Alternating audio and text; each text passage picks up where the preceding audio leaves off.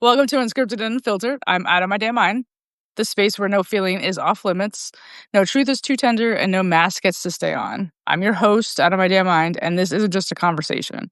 It's a mirror, a confession booth, a fire escape. Whether we're talking heartbreak, healing, reinvention, addiction, or just surviving the day, we do it real, we do it raw, and we do it together. Tonight's guest knows someone who definitely gets it. So get uncomfortable or comfortable. This is Unscripted and Unfiltered. Let's get into it. Please welcome the great Bougie Hippie. Yeah. I am so excited to have you. Like, seriously, I think when I first thought about Unscripted and Unfiltered, I was like, this is somebody that I have to sit down and have a conversation with. So I'm so thankful that we were able to fit it in a schedule. I'm pushing it. That was like the first obstacle. It was like, okay, there's a time difference. We have two different lives. We work and do other stuff. So like, how can we make this happen? And I'm so glad that we did. Rebecca and Kinsey, thanks for joining us. So this is Bougie Hippie. Say hello to the people, Bougie. Hi guys. Hey guys. Out of my fucking mind, guys. It's good to be here. Yeah. At first, like I was telling her, I was like, oh my God, no, I can't go live. No, I can't go live. And so I was pushing it. I made up every excuse until I was like, oh no, okay, all right, I'll do that. All right, I'll do the thing. It was great though. When you finally came into me, I was like, yes, I get to talk and I get to have meaningful conversations with somebody that I truly respect and admire the things that you have gone through and where you are today. And I'm just so happy to be here. Chris Keller says, hey, you can go live, and you have. Yep. So you got to get Chris in here too. I mean, I am always looking for talented writers, new writers, a writer, a person with a story here. So anybody can DM me if they're ever interested in this. I slide into people's DMs all the time, like not in a creep way, like, hey, I want to do this thing with you. Maybe this thing with you. But come on, let's start with the name, Bougie Hippie. What does it represent now after everything you've survived? Well, okay. The name started, let's say, I was raised on an ashram, like literally raised on an ashram as a child. Yeah, so I was instilled with like yoga, meditation, and all that. But I was a child, and then of course I had my rebellion years of addiction and madness and chaos and dysfunctionality in my family. A lot of it. When do you think that started? When did you think that started, though? Like, what age do you think that was the rebellion year started? 13, 14, 14 and 15. It was when my dad spiraled and he was a manic depressive suicidal tendencies, and that started to kick in. So I don't know if you know about I mean I have been submerged in the IFS thing about like, so when I was about 13, 14, when shit started to go down, I mean, it must have started way earlier because we're all doing the osmosis as we're kids and like suction cups to what's going on with our families. Yeah.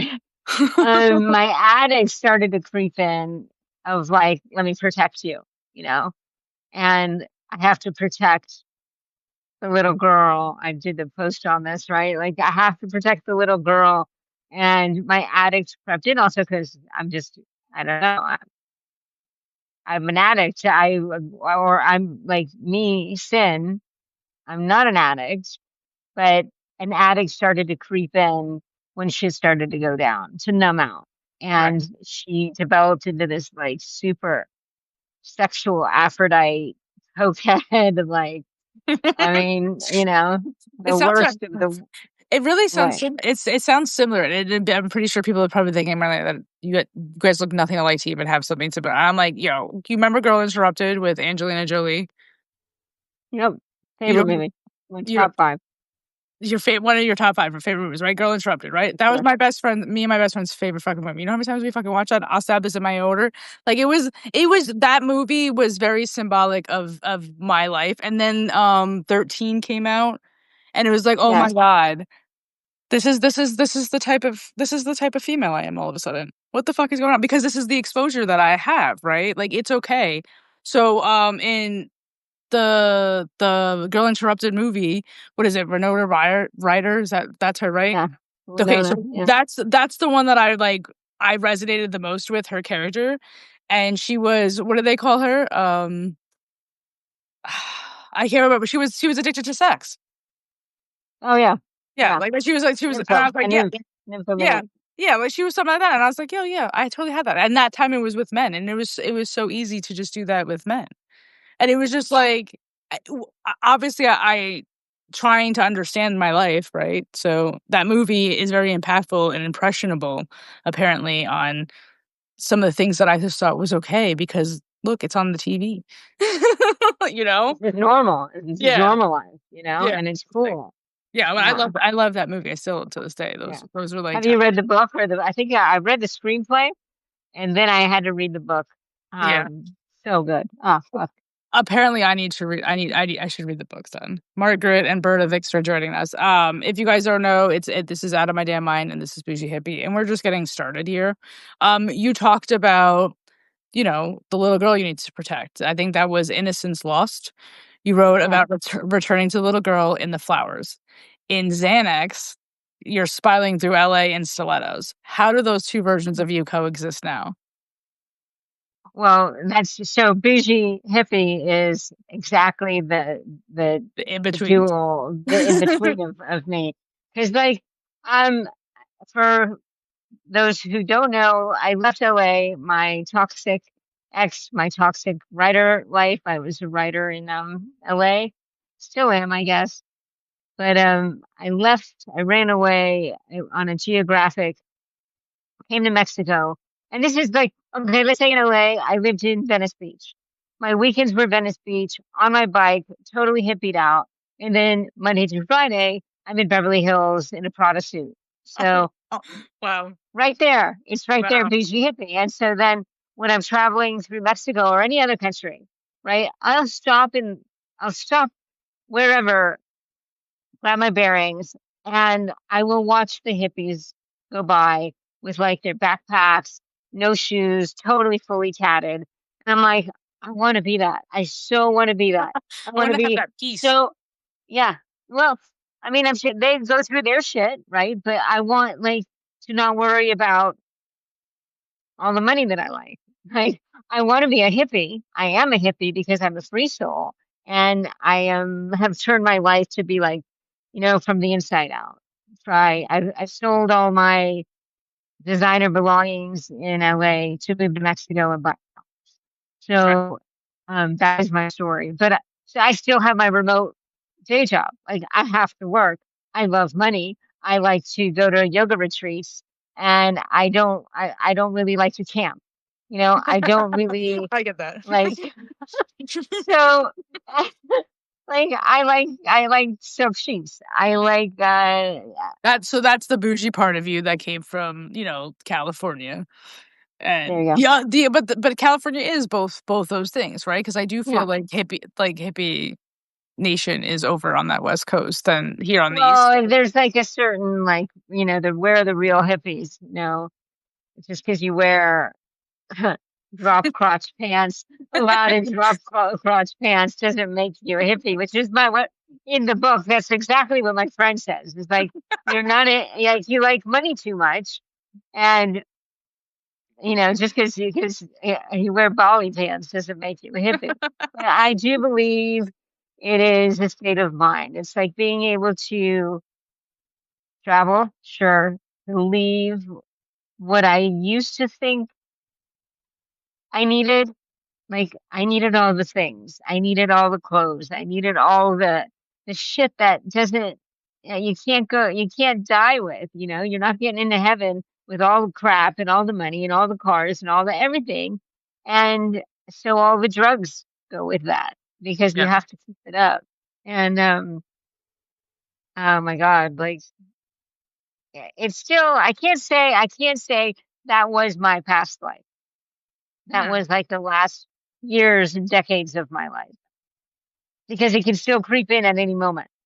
Right. I think it's hard for some people to understand that, but you unpack so much there, and I wanna just say, first of all, thank you. But I wanna say hello to Monday's wife, Chris, and Axel. Monday's wife says, "She look bougie. Oh my god, queen." Gabriella, thanks for coming in. But I've had this, like, thing, right? Like, I had lost my job earlier this year, and I was making 6 figures, and I had created this life for myself that I was like, "Oh, look, I did it. I accomplished whatever I was supposed to accomplish apparently," right? I Mhm. have the good job. I run the multi-million-dollar store, for a company that's been around for 30 years. Like, I did it. And then in a You were blink of an eye fired. in a blink of an eye, it got taken from me. And all of a sudden, that perspective of money, right, like, that understanding of how important it is to our world is what every day tragically makes me fucking sick. I'm like, "I wish I lived in a world that I could walk into any store and just donate whatever I wanted for whatever I wanted to get."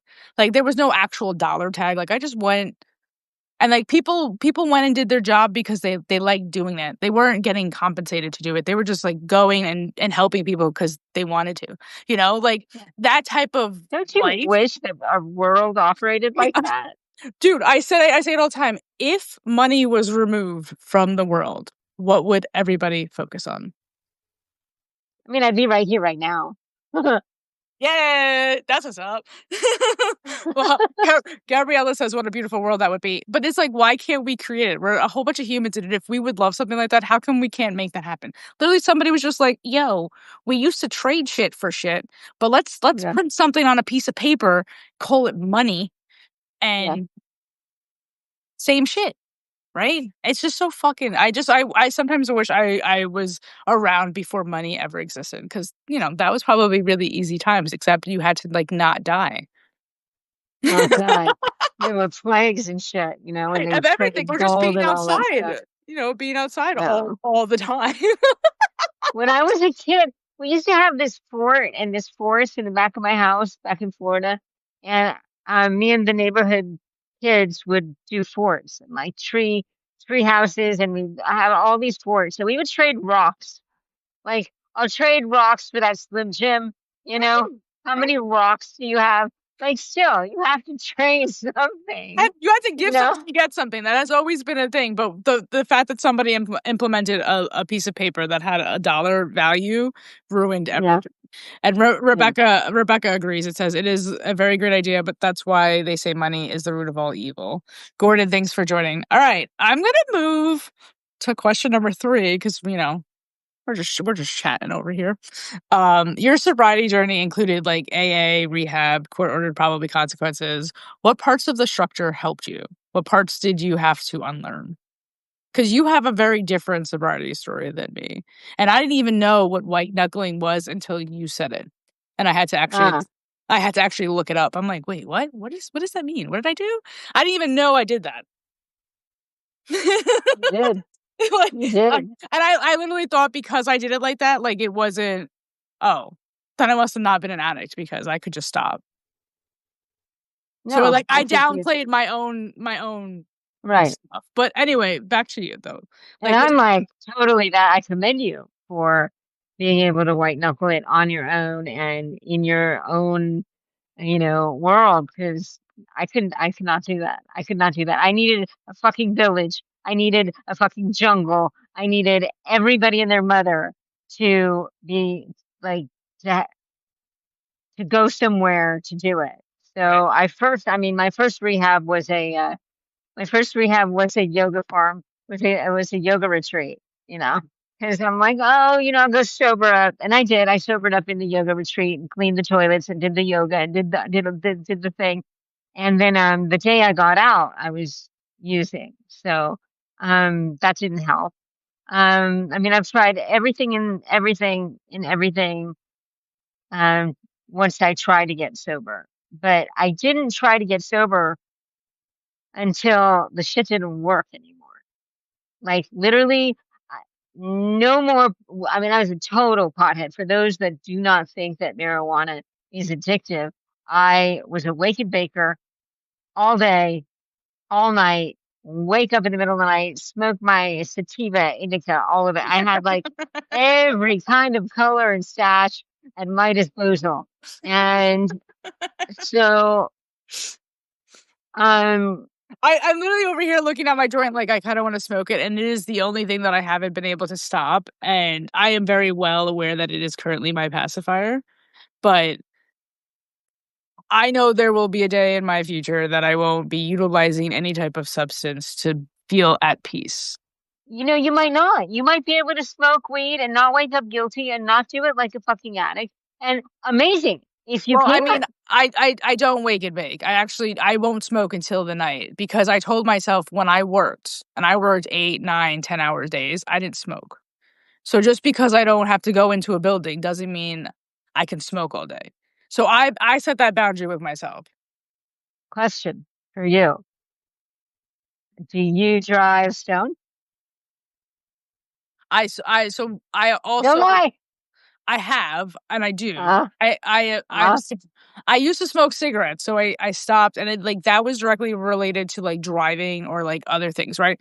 So now that I don't have a cigarette to smoke, sometimes I smoke my weed, and I'm just like, it doesn't affect me in that type of way. That's how I feel, but I don't want to say that I'm doing anything right. that's you. I'm No, not. no. You're doing what you're able to do. Like Yeah. I was not. And also, I mean, it didn't work anymore. The drinking didn't work anymore. Nothing could numb me out anymore. Or yeah. All the pills, all the substances.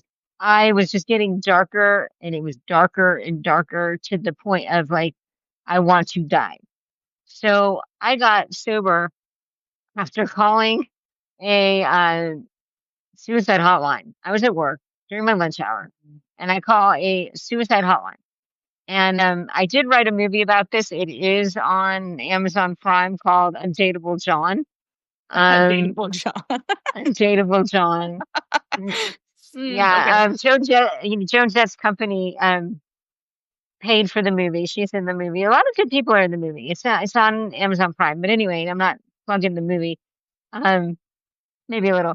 I don't But care. You can in plug with the mine. movie, like so I call a suicide hotline and that guy is like, oh shit, you're not good. You're no, no, no, no, no. You need to go to a psych and you need to get some pills. And I'm like, brilliant.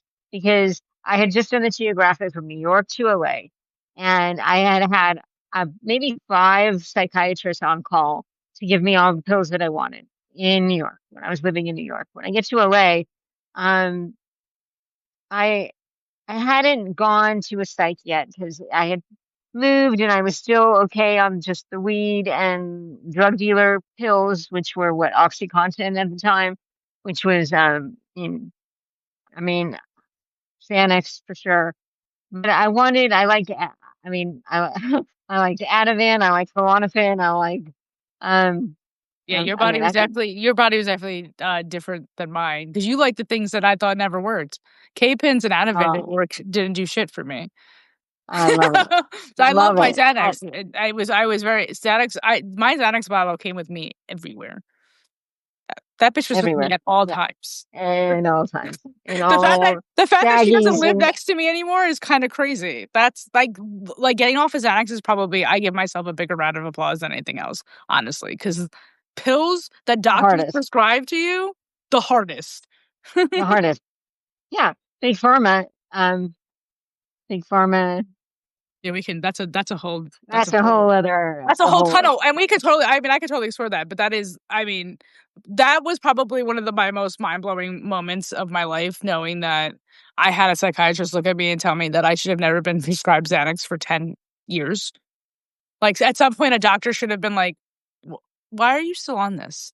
She goes and tells me Xanax is supposed to be prescribed for the initial diagnosis of anxiety and given for 30 days. That's it. no. People That's are what on she that told. for life. I know, but that's what No. she tells me, and I'm like, okay, so what are the long term effects? Oh, all of the things that I've done in my life, the drug addiction, the Xanax abuse, all the fucking things. You're on track based off of what I've examined of you to have early stage Alzheimer's or Parkinson's. And that shit, it probably scares me the most, you know? Sure.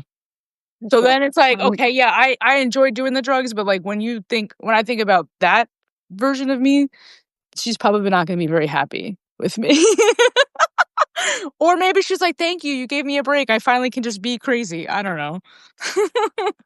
We don't know. I I don't remember things anymore. No, nobody does. Ophelia, thanks for joining. Monday's wife sends a whole bunch of hearts. Elena, Chad, Naomi, Michelle, Susan. Thank you all. Who's that? Oh my god. Sorry, I just wanted to catch up real quick. But yeah, we go off a little bit on random things, and that's what happens when you do drugs. So we forget and then we remember and we come back. Um do you think your addiction starts from pain or from escape? Or are they the same Both. thing to you? Same Yeah. thing. Yeah. I'm escaping pain because pain starts in, what are you escaping from? Mm, Pain. yeah. I had earlier this week the lovely Kristen on a live with me, and she had been the first co-host that openly talked about being a cutter, and I was like, "Oh yeah, Oh, good. I was that." And then I was like, so I thought having control of the pain that you're inflicting on yourself felt better than like any pain from like any type of emotion.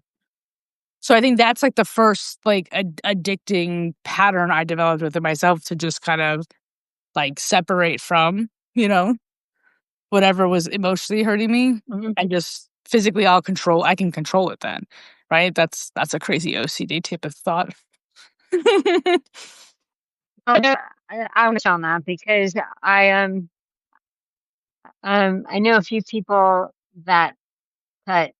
They're young, and I didn't understand it, and I was like, I don't understand it until literally a month ago.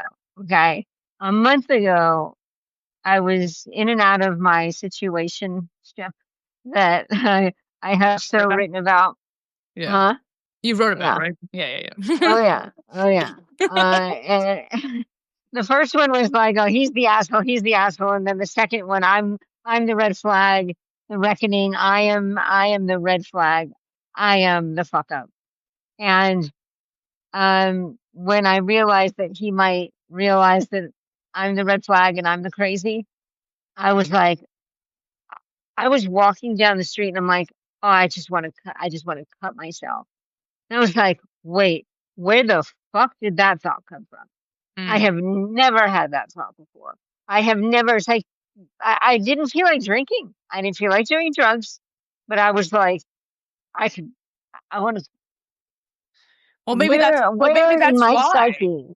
Maybe that's why, because it was never done before, so you wouldn't have felt Right. guilty or whatever. It would have just been, you know, um but I get it. Like But I understood I had to feel more pain over here on my arm than I was about to feel in my heart, stabbing my heart, or like, it wasn't even stabbing my heart. You know what it was?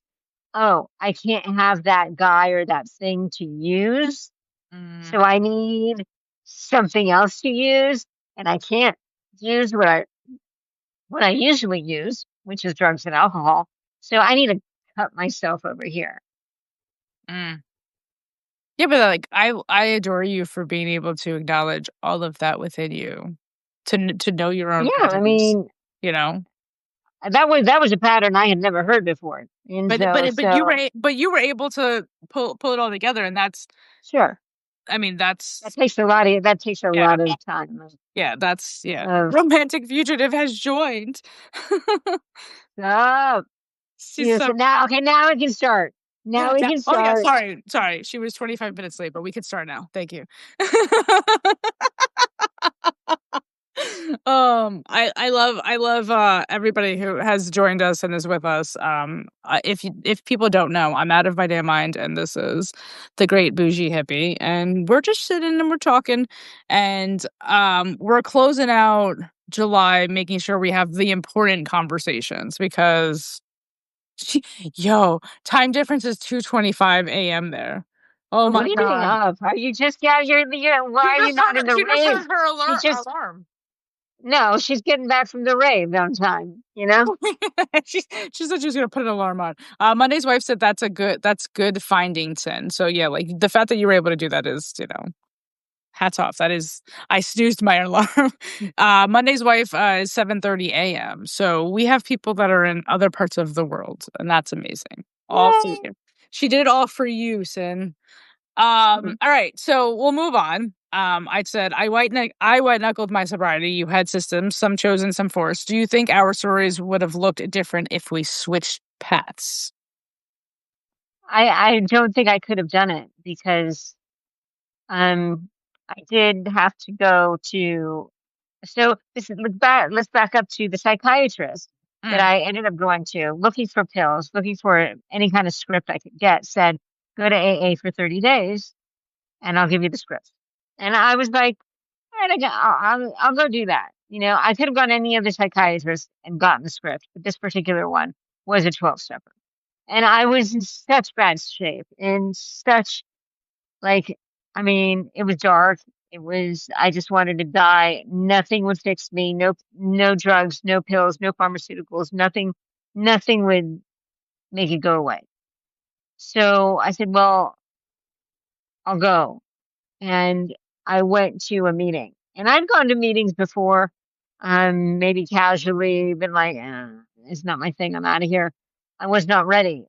Then it was so dark, and something in me was not ready to die yet. So I go to a meeting, and I go to a Skid Row meeting.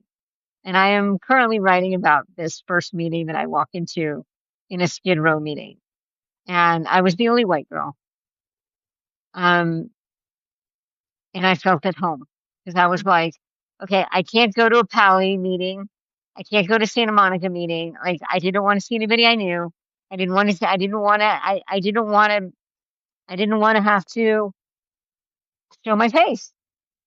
yeah. So So, yeah. So yeah, that makes sense. That makes sense. Mm, and that was like my first realization of like, okay, I am this thing.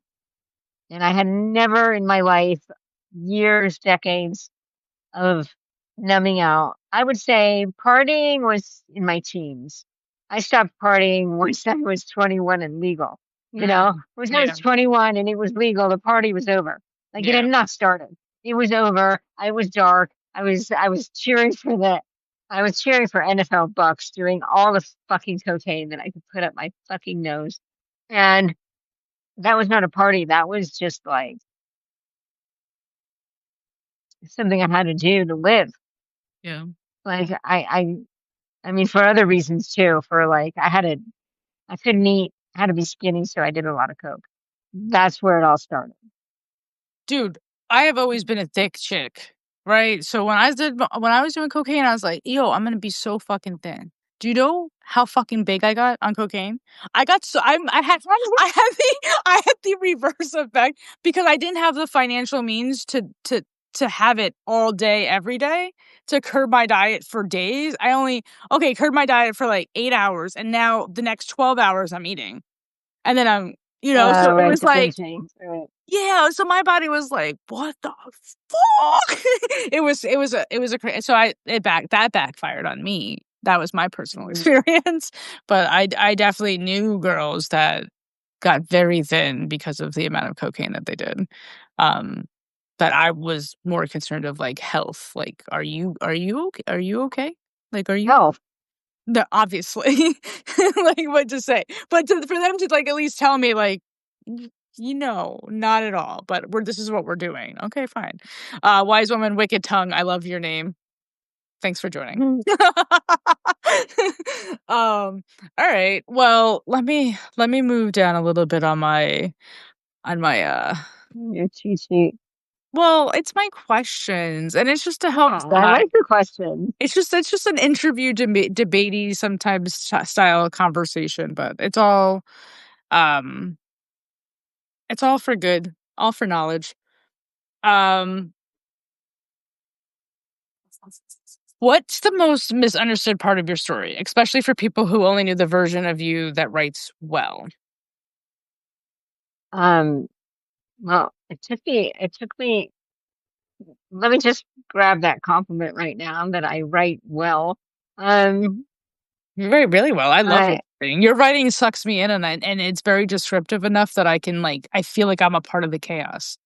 Like I feel like I'm living it in the moment. So it's I genuinely adore the way that you write because of that, because I love to be able to be sucked into something and to feel like I'm living it like again is kind of crazy. So thank you for doing that. I should have um, used that. You should have used a different word than well. Well is so like like you write amazing. Your writing is amazing and it is necessary. I think I write like I speak, right? Like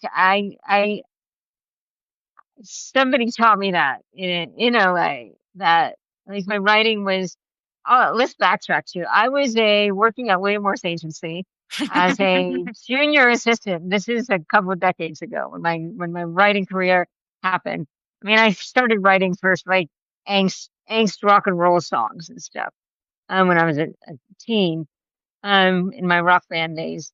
And then when I started working at William Morris, um I was anonymously writing because we weren't allowed to be writers or actresses. Like nobody could do it, be anything if you wanted to like go up the ranks, and everybody was something. Everybody was either an actor or a writer or a director. We all were.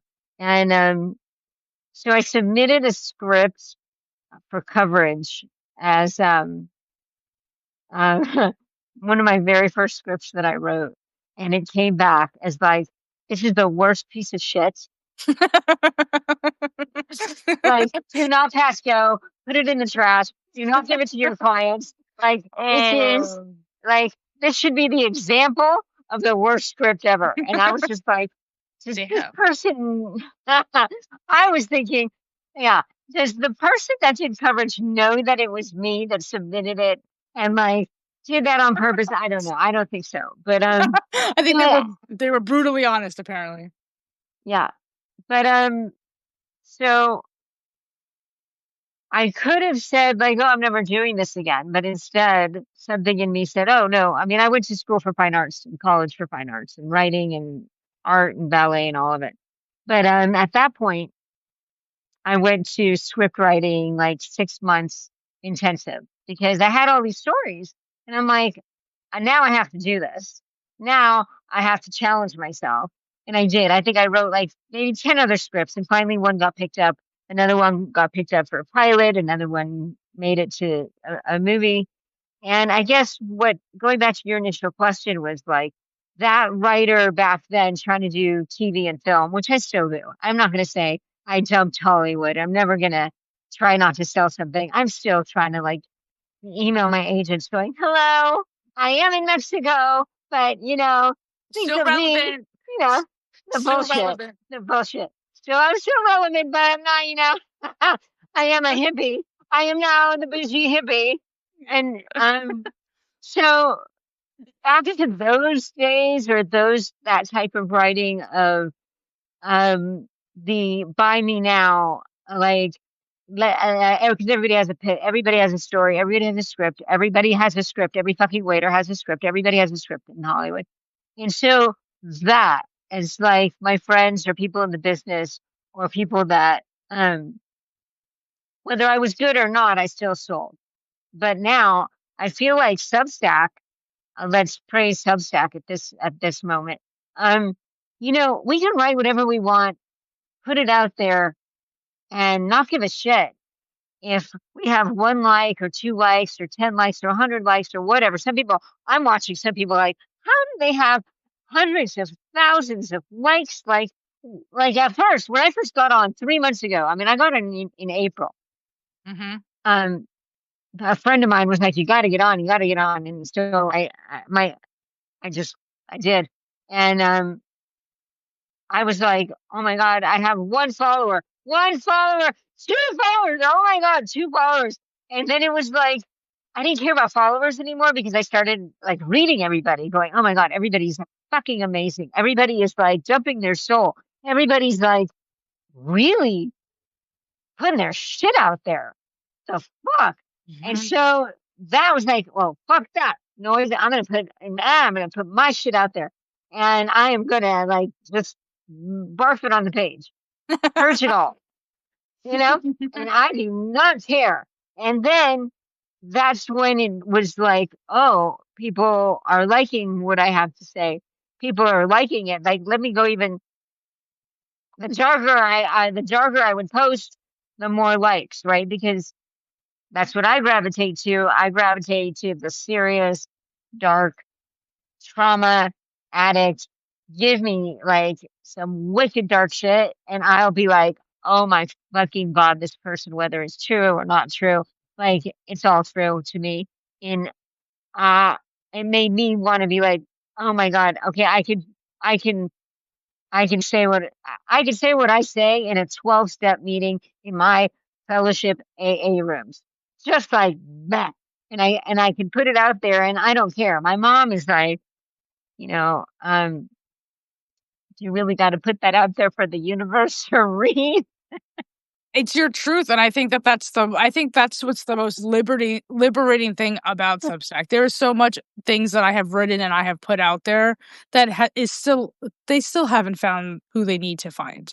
Like Yeah, that's why I love writing. It's always going to be a way for me to be present for somebody else. So, I'm yeah, glad that you were called to Substack, and I love the community that is here, and I much rather live and breathe Substack than any other place. yeah. Like genuinely. Mama Mia, thanks for joining. But I couldn't I couldn't think of a better place to kind of to say something like an AA. Like for me, like that's what I feel like this is always like. It's like always like my life sometimes I feel like are just like group sessions. Like we just say it. You just say it out loud. It doesn't matter. It happened. It doesn't change anything about who you are, like in a negative way. Like everything that's happened to me, I'm always like, oh well, it happened. Good, good Like story. it, Yeah. it makes a great story. Yeah, it definitely makes a great story. I'm like for me, my Florida series is very heavy because I genuinely haven't talked about like that life. So I don't know. Do you have points of your life that you still haven't written about? Um, yes, a lot. But I'm doing a new book that's Mm. like going to the beginning of the beginning. And I want to wait till I'm almost done with it. And I'm procrastinating being done with it because then it's like, okay, now what do I do with this thing? You know, You put it out there so self-publish, find the I people, put it baby. out there. Yeah. So, yeah, but I want to put out little bits of it once it's finished. So I'm waiting. And those go back to like those early AA days, Skid Row, my first meeting, like how I got there. And let's go rewind before that. How did I get to the attic where we were just talking about before? How did it start? How did it creep in? And Because yeah, there's you a said 13, so there's definitely from 1 to 13, there's a lot of stuff that probably unfolded that, anybody that has read your stuff would love access to something like that, I guess. But I mean, yeah.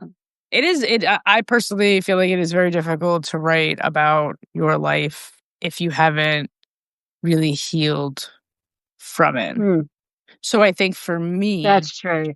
Total truth. It's so yeah, so hard. like you'll continue to avoid writing about certain things until you're ready to write it. Cause I know when I write it, it's like me finally like saying it out loud. And then I'm literally allowing other people to say it all out loud too. Yeah. And it's yeah, it could be very cathartic and finally like a reclaim that this is something that yeah might have happened to me, but it continued to shape this amazing person that I am today. So you know, that Yeah. type of shit. Gotta have that type of Yeah. outlook, I guess. But it definitely takes a while to get there. And I definitely would I'm looking forward to you leaving teasers on Substack before the book launches. So I feel like Yeah. everybody It'll be here fun. I feel like everybody here is destined for greatness. Cause I like they said like there's over a million people using Substack. Yeah. Like, I'm barely touching 300 people. So just imagine till you get to that point where you're actually reaching thousands of people. Oh, Well, I'm looking at those people of like, oh my God, they have hundreds and thousands of followers. And then I'll like go through their whole scroll and be like, oh, okay, they've been on here for years. They've been on here for years. And then I'm like, okay, I feel better. I feel better because I mean, I'm approaching 500. And 3 months ago, I was like, yay, 5 followers, five. yeah. Like Yeah. and they like my shit as much as I like their shit. Yeah. And I mean, one of the first ones was you, the romantic fugitive. It's like all like now this like what you're saying is our community. When I see that little ding if somebody posted something new, I'm like, oh, cool, I'll read it. And Yeah. because it's like it's like having to know what my in real life friends are going through, right? So it's That like is I can't. yeah, that's a really real thing too. And I feel like when you take a while to drop something, how many times have I reached out to you like, "Hey, are you good? I haven't you haven't read anything. Like, are you okay?" Like, Yeah. But it you know when you did that, I was definitely going through something. I was definitely going through that situationship that was like, you know, stabbing the fucking heart. But I of course went back to the situationship because I'm sex crazed at the moment. I was, not now. Not now. we have But worked through it. We've um worked through it, people. I worked through it. But no, you were there. You were there because I had dropped something pretty catastrophic. And then I didn't have anything else to say for a while. And I was brewing and brewing. And like, I didn't want to talk about the same thing that I was going through the same thing. And then I had to go through like the era of like the tunnel or the in between, like certain posts that I was like, I'm not, I'm not okay, but I'm still writing about being not okay. But it switched from like the dude into deeper digging and diving of like the fuck is still healing from, you know, daddy issues, the 13-year-old back to the abandoned child, all this shit triggered, still coming up, still coming up. And it's like, we are there. Like, if I, like, I mean, I haven't heard from Sarah X is still off the grid, you know, and she was posting every day. And like, hello, I miss my jam. I miss I certain know, like people she where had they're at. her neurodivergent posts were really good Fucking and brutal. inspirational too. And I was just like, so I'm just like, yeah, it bothers Waiting. me that I have no idea where she went, and it feels Um, sucky because it's like she's in a whole other world over there in another country. So it's just like I just hope that she's okay. That's all I can hope for. But I'm glad to know that I, for some reason, was called to reach out to you. And whether yeah. you took the hand or not, right? That's irrelevant. I feel like in this moment for me, it's just I definitely feel like I have a way of being nudged by somebody. I don't know if that makes sense, but Yeah. I feel Yeah. sometimes I've got a very spiritual, and if I am called to contact somebody, I have to do it. The angels have reached you. Yeah. The telepathic, the empathic, Yeah, all of it's those just things yeah, that it's we just what are. it's whatever. Like if somebody, especially if somebody that I don't maybe talk to every day, but if it's somebody like yeah, it happened that like I had like this gut feeling. I was like, oh, talk to your cousin. And I'm like, I haven't talked to my cousin Mhm. in like a while, but I reached out and lo and behold, she's going through a whole bunch of shit, and I'm just like, oh my god, are you okay? Like, and it's Yeah. crazy to know that I have like this kind of ability to kind of sense that somebody needs a hand in a time, whether, like I said, whether they take it or not, it's fine. But I just know I like that people know that I'm there, you know? Well, I feel like we're like clocks, you know, like you open up a watch and it's this thing. Mm. And, you know, when people do reach out, I've either also felt them or like, I love that thing when you're thinking of somebody and then they call you and it's like, what is that telepathic thing? The angels, or are we just telepathically connected? Like a watch and like, It's a it, it it's fast. definitely I love it. I mean, it's definitely like Fascinating. it could be a philosophical type of thing where there is no wrong answer, right? It's whatever you kind of believe. And I've written a lot of pieces, I feel like, reflection style, but that have to do with timing. And like to me, time is, I'm amazed by it because there are so many things that have to align for Hmm. even us to have this conversation today, right? There's so much stuff that had to go on for this to even happen. So when I think about my future whoever, right? Because one day I will have a partner when I'm healthy enough to keep one. So my future missus or whatever, I think about like the type of person she would be and stuff, and by doing that, it's like okay, that's who I want to be. Does that make sense? So Yeah, we have to mirror. We mirror but who we bring in. yeah, but So every like water attracts water. mm, yeah. Well, I do obviously hope one day you do have the story that doesn't, dig it into your heart or anything like that. Like, I hope you get your happy ending. I think we're all worthy of it and deserving of it. And I think the more you continue to show up for yourself, you get closer to that, right? Like I said, I got to the point where I finally was like, I don't want to be with anybody because I won my last two relationship. I attracted narcissist, and the reason I attract narcissists Mm. is because I have no self worth. I have no boundaries. I just want everybody. I want to do everything for everybody, and I just want them to stay. Right? Like if I do whatever you want me to do, you can't leave me. Then right? Because I'm doing everything you want. Right? So but having that mentality and being able to name it, say it out loud, and be like, you know what? I don't wanna be that way. Fuck it. If I don't I need certain things. And now with everything, I'm able to discover that. And that those things are things that I need to continue to improve within myself.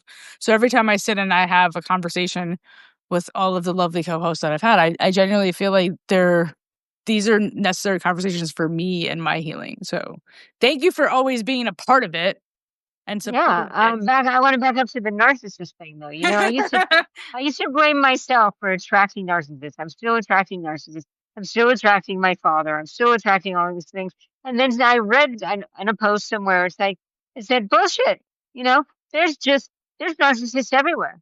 I mean, we're not going to have any political conversations here, but there's narcissists everywhere. A narcissist has become a norm, you know, a norm. So let's say we're not attracting narcissists. Let's say they're there. Sometimes they're charming. Sometimes I mean, they're always charming. They're always charming. They're always, something we're attracted to. But when we realize they're narcissists, here's the key takeaway is like the moment you get your first red flag, can I run? Can I run from this? Or am I addicted to this person already, sexually or whatever you're addicted to for? Can I walk away at the first red flag? Because they are everywhere until you actually do attract the healthy person. And then, yeah, I still be like, okay, I'm attracting a narcissist. Is this person a narcissist? Am I still fucked up? Hmm. I don't know.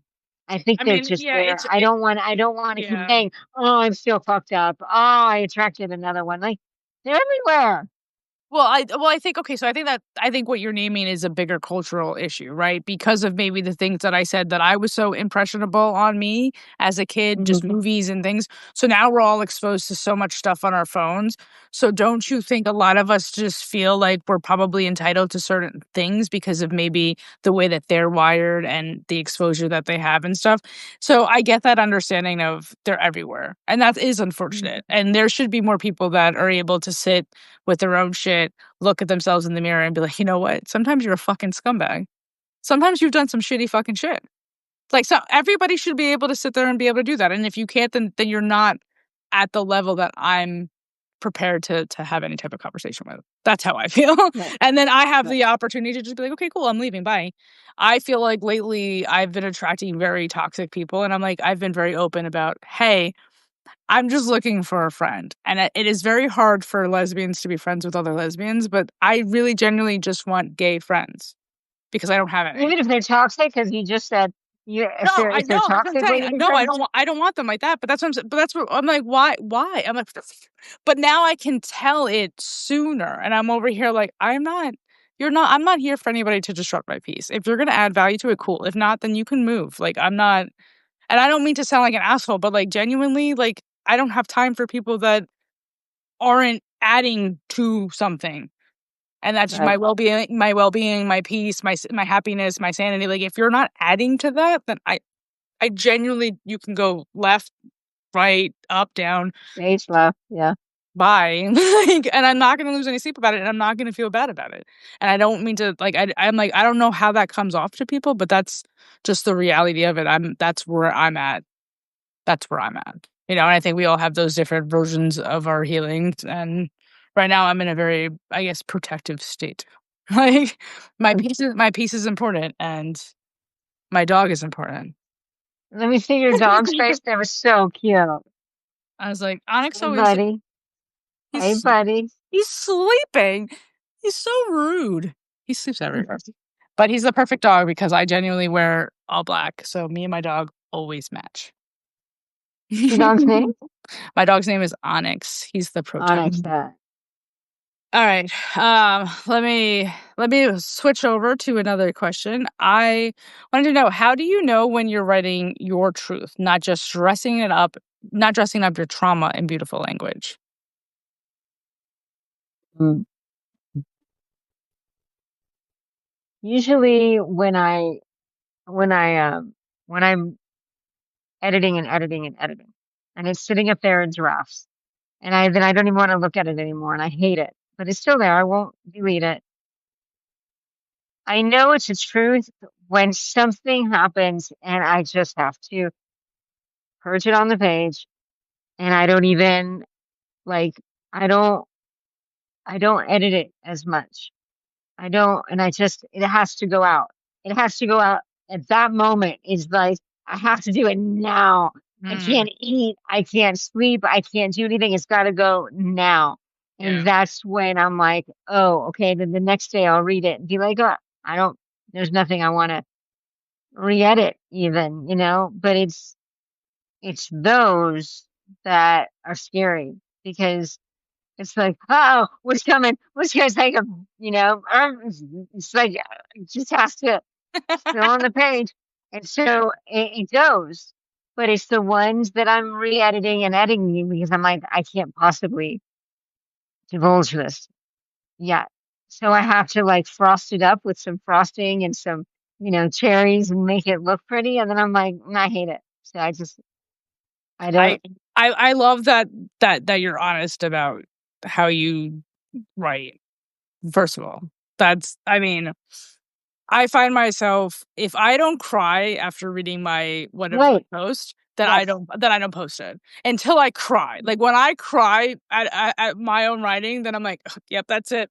All right, bye." And I send it off to the universe. And yeah, sometimes I'm like, oh, I literally just poured my whole heart on this and nobody even read it. Fucking have Okay. to cry. Doesn't matter. Yeah. I But have I to loved cry. it. That's it. That is it right there. I think that I'm always going to hear your voice saying that. It's like You have to if I'm cry. not crying at the end or during the entire process of it, it's not real. Like if I have to frost it up, There Ken you go. is looking for something to post. Mm, Exactly that. mm. Yeah, and it's some emotion out of it. You don't know where it comes from. Like the one actually the one of the little girl, the innocent girl. There was literally a monsoon. It's still raining out there right now. I'm looking out the window. It's been raining for days, and the monsoon happened, and the picture box of all these pictures, and I took home with me because and my mom lives like down the street over there, and she had the box of pictures, and I stole like three of them and brought them here to dry, and one of them was of this little girl in the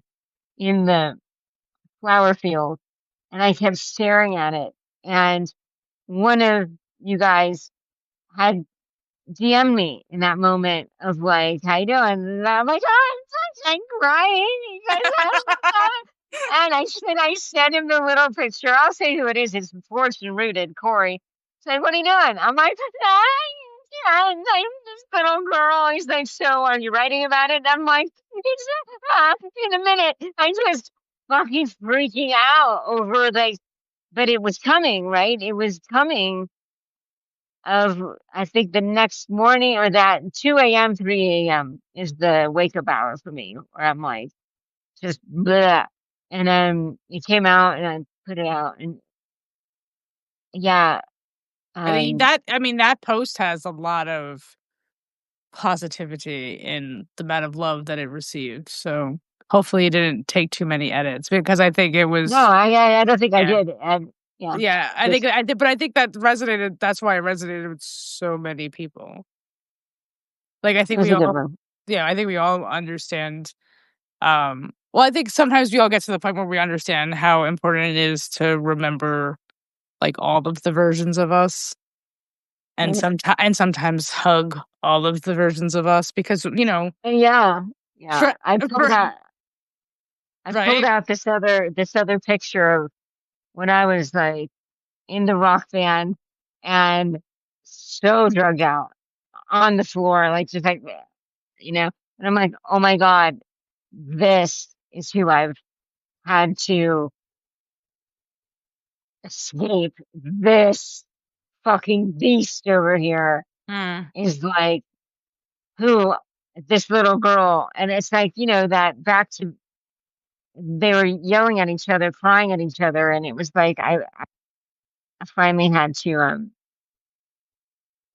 I have to, it's a reckoning, I have to, be okay with those all the versions of ourselves in our heads, in our psyches.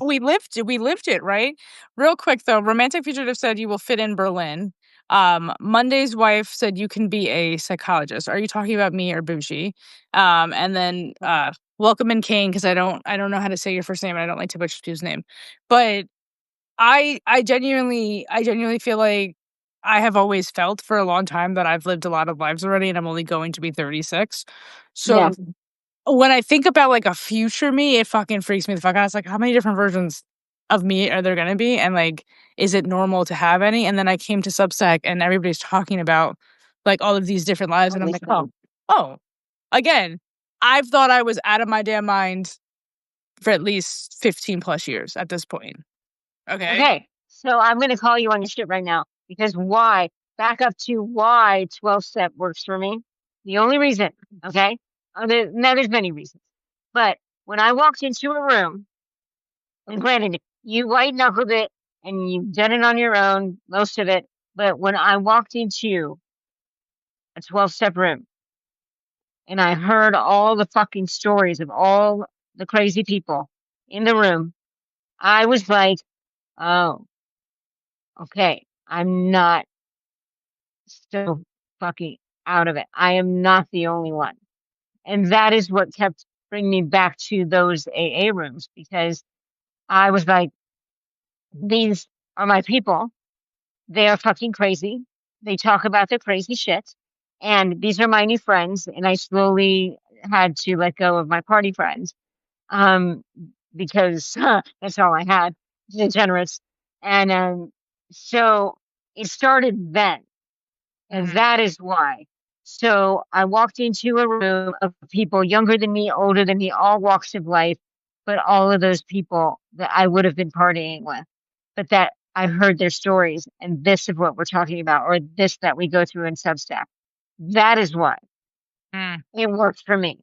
mm. That is the only reason why it worked for me. Is because um, then I had to show up and I was accountable and I would like these people and I wanted to hear their stories just as much as I want to hear the people that I read, you know? So that is why. Because if you're alone in this world going through addiction of any sort and you're alone, you can walk into any room of any addiction, NA, AA, cocaine, gambling, all sex addicts, all of the fucking rooms. Because I've been to all of the rooms, and we don't. That's a whole other. It's a whole How other many hour. AA rooms? There's a lot. There's a lot of different types of anonymous groups. Um, and I love that you didn't limit yourself to any specific one. No, Because because they at all any because again, time, it's about a sense of community and maybe a little bit of wanting to remind yourself that you're not crazy in the way that you think and the things that you have and lived through. not even remind, because you don't know. You don't know that. until you walk into Oh, the did room. I You're like, lose? oh, did Nope. I, I said I got you. I got you back. I think you got me back. Okay, we're back. We're live. We're live. Go ahead. Finish. no, that's why the 12-step That's that works. rooms work for me. That's it. Like, Yeah. new friends. mm, I think the accountability Um, piece is the big piece there, though. Like, when this is my thing is, if you have friends that have no goals, aspirations, or any care in the world about anything, yeah, they're probably very cool to hang out with. But they are not gonna give a fuck about you and what you're doing either, right? So it's easy to do the addiction stuff with them because it's all just fun. But when you have friends that have goals, aspirations, and you see them doing better for themselves, all of a sudden you're like, "Whoa, do I have to match that to be here?" And if I don't match that, I feel, like, off. Like, that's how I would feel. So, like, to no, me, I had to bring in people. You didn't feel that way? no, because everybody, a lot of people are relapsing. Mhm. It's all So there wasn't about you only there have wasn't, like, today. okay. Some of those people, I don't like those people. I have 40 years and I have, no, no, no. I'm like, saying, no, fuck you. You have, and the biggest slogan is all we have is today. So all we have is today, right now, Mm, in your maintaining of sobriety. Because tomorrow I could wake up. It's just like, let's forget about sobriety, right? Today you're having a great day. Today you made $1 million. Today's fucking miracles happen. Tomorrow you could wake up and still wake up and be like, oh my God, like life sucks and I want to die. Because we're human and that's just like the cycle of life. So with sobriety, it's like having to wake up and do it all over again and be like, um, I have to be reminded that yes, I'm an addict. Yes, I could take and do anything that I want today. But because of that, what you just said is to be accountable of like, oh, I have so and so checking on me. Why didn't I go to a meeting? Just like you, why aren't you writing? You weren't, I haven't seen any writing of you in a week. Where are you okay? Are you with us? Same thing. You haven't made it to a meeting. Are you okay? Like, it's being accountable because people give a shit. Exactly. Like, are you alive today? but I mean, Hello. that makes a big difference, right? Doesn't that make you feel better about your life that, like, somebody actually cares if you're here, Yeah. right? Like, if you're going through life with a whole bunch of fun people doing drugs, but they literally don't give a fuck if you're here or not tomorrow, then you don't really give a fuck if you're here or not tomorrow, right? So, Right. like, to me, it was definitely about, I don't ever want anybody to think that they don't that they're not important or impactful to be here. Like, everybody is important and they're supposed to be here. That's otherwise you wouldn't be here. Like, that's how I see it. Right. Like, it's that simple to me. But I definitely think I could learn a lot by just the processes of that type of community because I didn't live it. I didn't know it. I like I said, I felt like I downplayed my whole addiction wasn't even real because I wasn't able to, but I made You tough did. You decisions. stopped. And as I said, I made tough decisions to remove myself. Like, I couldn't get sober in New York, and getting sober meant leaving my best friend behind. Um, and what happened to her? How much guilt do I carry because I left my best friend. I didn't even say goodbye, and I moved a Oh, thousand shit. miles away. And then she got even worse on drugs, and then I was like, I knew I can't help her, though. Like, it was, like, one of those things, like, I can't help her. Like, I can't stop her, I can't help her, I can't do anything for her.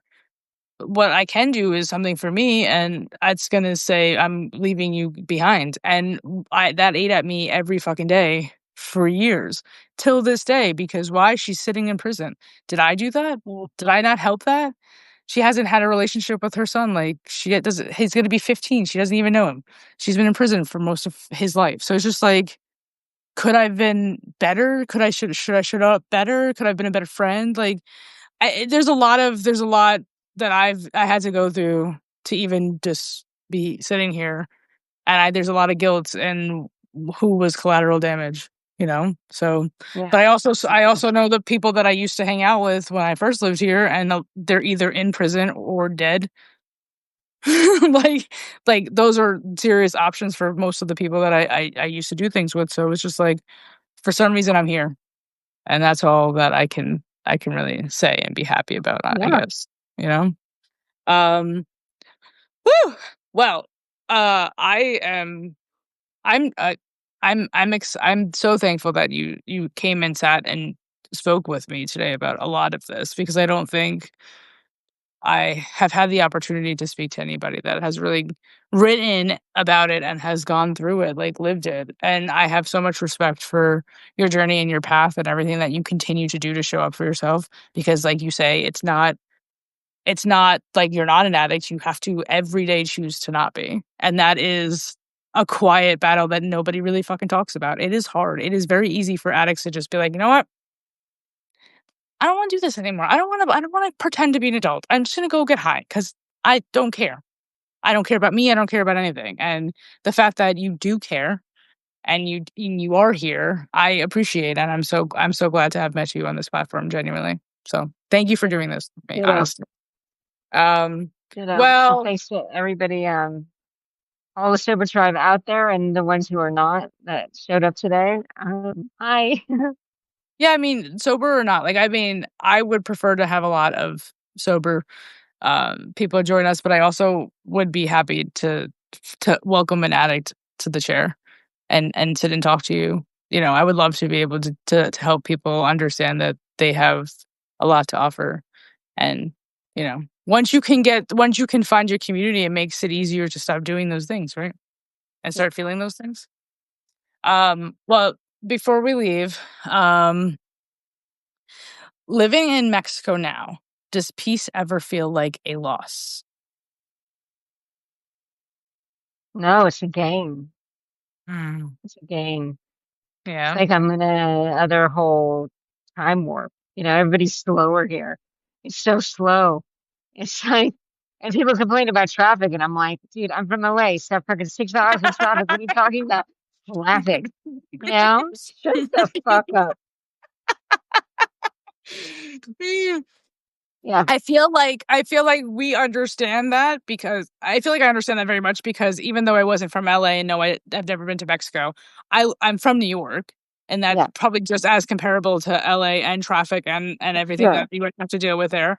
But I also do live in Florida, and Florida is very much more like Mexico and very slow pace and hot. Um, you Well, know, were we both from the same area in Florida? What was your Florida? well, I lived in Tampa, in New Tampa, and then I went to Brooksville, which Yeah, I so write about. I went to USF in Tampa. Yeah, so you're yeah, Tampa girl. Yeah. Florida's fucking crazy. I'm sorry. So I can't ever call you crazy, because you're a product of your environment. That's how I see it. Like that over like I don't understand life there. Life is very different. Very different there. It's also a red state. Yeah, so for me it's very different there. I used to There- talk like this. dude, I'll give you because I haven't really said this out loud in public ever. My ex-fiance used to, well, one of the dates that we went on, she drove around Brooksville, Florida, where she was born and raised, and pointed out trees that they used to hang people. I swear to God. Wait, I what swear. year was that? Hanging people in the. No, no, no, no. So that was like the history of What? the town. That was the Oh, town she history. knew that. She just knew that. Yeah, because she grew up in the town. So she's educating me on the history of the town and showing me the statues in the town. And I'm just like, Oh, God. and that's when all the things started coming, and I can't wait to write about it, because Yeah, you got to. it's Ugh. gonna be crazy. But yeah, like living in the I was living in a completely different world. Like Tampa wasn't like that town. Tampa was not like that town. Like Tampa was not like Brooksville, but it was fun. Like to me, Tampa was fun. Tampa was the Ybor City. Ybor Yeah. City was like the So beginning of the fucking party for well, me. so Ybor only had like two gay clubs, and one was like for men on one side, and then the females were like on the other side, and it was like all the way at the end of the strip.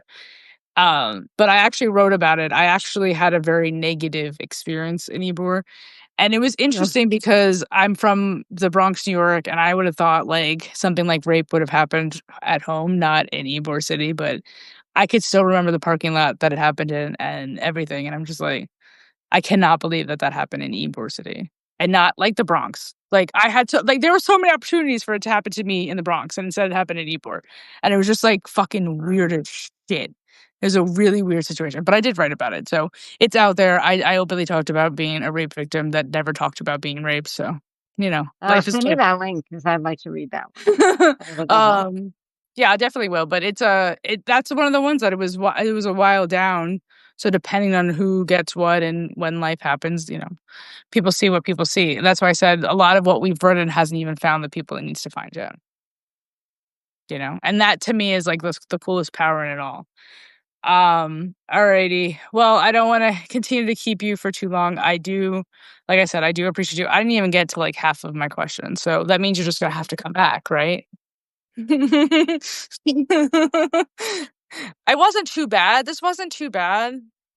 No, I mean, the deeper you dig, the more fun, I mean, I know. So, I mean, sometimes I don't know, how my co-hosts, like, how much they want to, like, share or not share, and sometimes I don't realize if my questions push or trigger anything too much, so I try to be as respectful as possible, but now that I know that that is something that you're interested that you would be okay continue to be okay with, you have to come back, and we'll have to continue to do this, because I adore you, and the more life we live, the more stories we have, right? Oh yeah, Oh, yeah. Well, oh yeah. that's a wrap. That's a wrap on another episode of Unscripted and Unfiltered with me out of my damn mind. If something cracked open if something cracked open for you tonight, let it. Don't rush it. Don't fix it. Don't numb it. Just feel it because feeling is proof you're still here, still trying, still capable of something beautiful on the other side of all the mess. Big love to tonight's guest, Bougie Hippie, for going there with me and for showing up genuinely. Until next time, be tender to yourself, stay unfiltered, and thank you so much for doing this with me. Replay will be available tomorrow if anybody missed it or wanted to watch it again if you didn't see the whole thing. I appreciate you, and we will be in touch, ma'am, because we'll have to do it again. Yeah. Bye. Hi guys.